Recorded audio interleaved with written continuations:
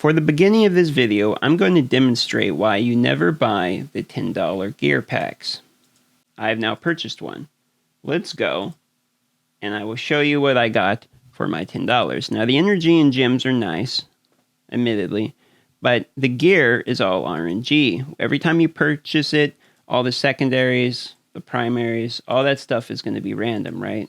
So if you go look at it, we have a very small chance of any of this gear being useful at all. So let's open it up. Let's check out our new gear. So we got HP percentage and attack percentage, so there's no crit rate, no crit damage, no speed. HP and percentage is kind of nice, but not really good. Here we got crit rate, but no speed. And since it's a speed set, we're obviously trying to get the character we're putting this on fast. So again, not very good.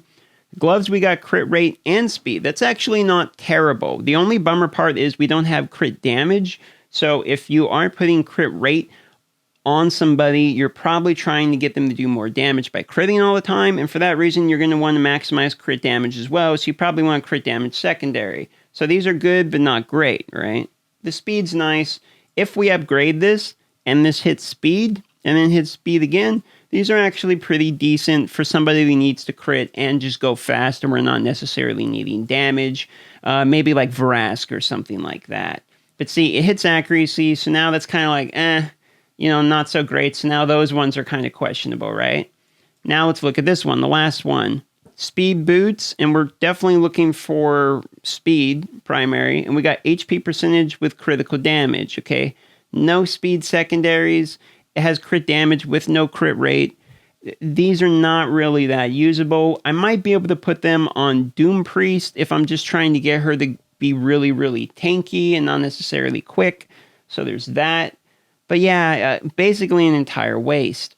So I have spent a good amount of money on this game. I've spent probably $1,000 by now. Most of that has been in attempting to pull characters because I want a lot of legendaries, and the legendaries I do want I haven't been getting, so I keep trying to get the legendaries I want, and the cycle continues.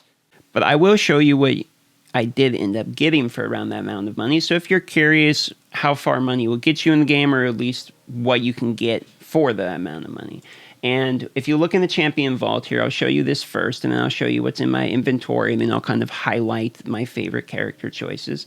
And you can see I have most epics. I don't have things like Tyrell. I don't have Steel Skull. There is a few like very key high-tier epics I do not have, but most of like the mid-tier epics that aren't Void anyway. I haven't opened that many Void. I have most of them like mid-tier, the low-tier epics.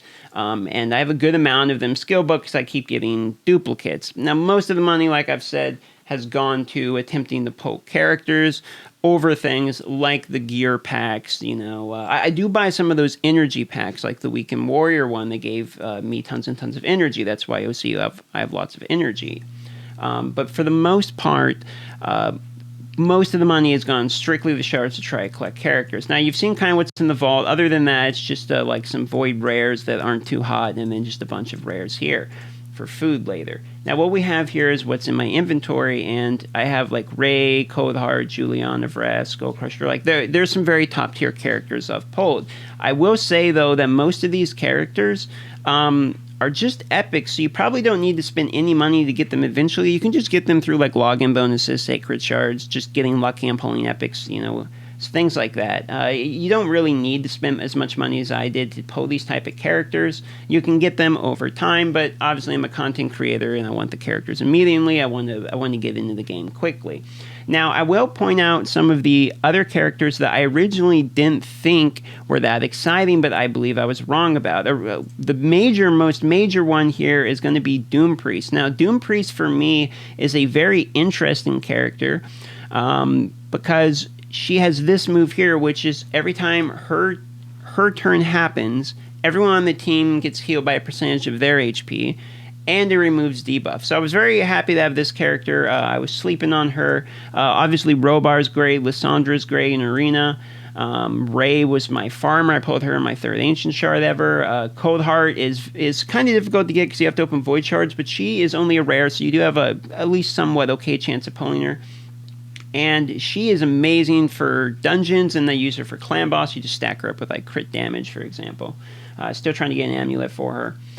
But for the most part, a lot of the stuff I pulled, obviously Secret's good, etc. But a lot of the stuff I pulled after opening Ancient Shards was duplicates. And then as I started to get more of the epics, it was more duplicates and more duplicates. So what I'm learning is that there's definitely a cap on how much money you should be spending if you're a whale, right? If you're welling out and you're just trying to open, character shards, that works really well in the beginning. You get a lot of efficiency for your money, but you get diminishing returns somewhere around like the $500 to $600 mark on Ancient Shards, because the amount of shards you're pulling, the percentage of them that are duplicates start being higher, and then you run into like storage problems. There's some problems to being a massive whale in this game, because really it just kind of comes down to like gambling for legendaries. And anyone who follows me knows that I love my surprise mechanics, so you can see why someone like me would very quickly get sucked into opening up Ancient Shards, aka loot boxes, and seeing what shiny toy comes out of it. Speaking of shiny toy, some of the shiny toys I got out of it is what you're seeing here. This is me just autoing the hard battle, and I have not done masteries fully on everyone or anything like that, but I can at least do somewhere between like 5 and 8 million, depending on which people I decide to use and which affinity he goes to when he hits below 50%.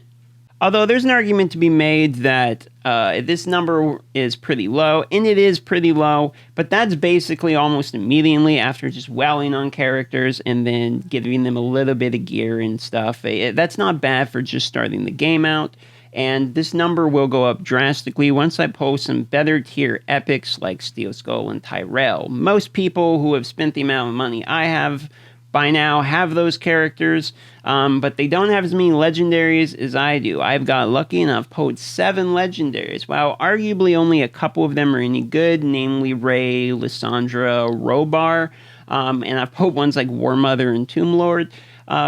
I'm still pretty happy with that. I mean, a legendary is a legendary. I think it's exciting just to have a legendary, to get to kind of experience it, and I can do reviews on those legendaries. So I'm pretty happy with that. No real massive complaints from me. Now, all that being said, games like this are obviously hilariously expensive. Anyone who plays a mobile gacha collector, card collection type of game will tell you that it can get expensive very quickly. Even real life card games like Magic the Gathering can get very expensive very quickly. And this isn't a video about saying whether or not that's morally or ethical, dilemma. I don't really care about any of that, to be honest. This video is strictly about, if you do spend that amount of money, what you can either expect to get back, or at least an example of what I got back for that amount of money.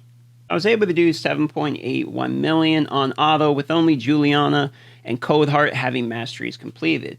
That's not amazing numbers by any means at all. There's people in my guild who have admittedly spent more money than I have, but they have the correct characters. If you look like Tyrell, Skull Crusher, Steel Skull, Battle, I mean, there's some pretty crazy teams here, and these people are doing 14.5, 17.5 million damage in one hit.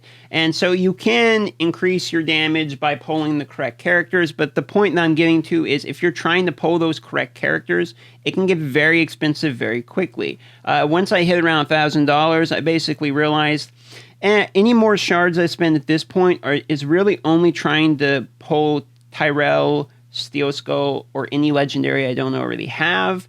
And the odds of that are so small that it's better for me to just wait for when I get it, or it's going to be massively expensive. So the diminishing returns at the beginning, your money gets you actually pretty far. Like the first $100 of Ancient Shards, I think, gets you really far. The next 200 gets you pretty far. The next 200, okay. And then the last like 200 or 300 of that 1,000 on Ancient Shards, it's not worth it. I'll tell you, it's honestly not, because you just get way too many duplicates.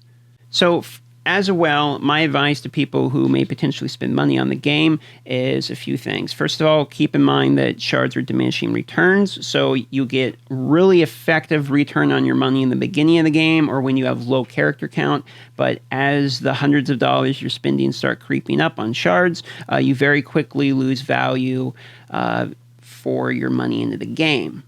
Now, I don't regret the $1,000 I've spent on the game. The majority of it was donations directly requesting for me to do openings, so of course I'm going to do those. That being said, I'm probably close to diminishing returns, meaning any more money I spend now is not nearly as effective. That will probably change if new content comes to the game. Hopefully we see an update within this week or sometime, and if we see that update, the value of shards, if they bring out new characters, will increase because there's going to be new characters added to the pool, and maybe I'll feel better about getting more shards at that time. But for now, I'm done on the shards. If this was interesting at all to you, let me know, because I'll be happy to cover more topics like this in the future. Leave a like if you like the video. Comment to let me know what you want me to cover on raid. I think I'm going to be moving over to doing a lot of raid content, daily raid content. So let me know in the comments what you want to see, and I'll happily cover those for you. All right, guys, love y'all, and I hope you have a great day. Cheers.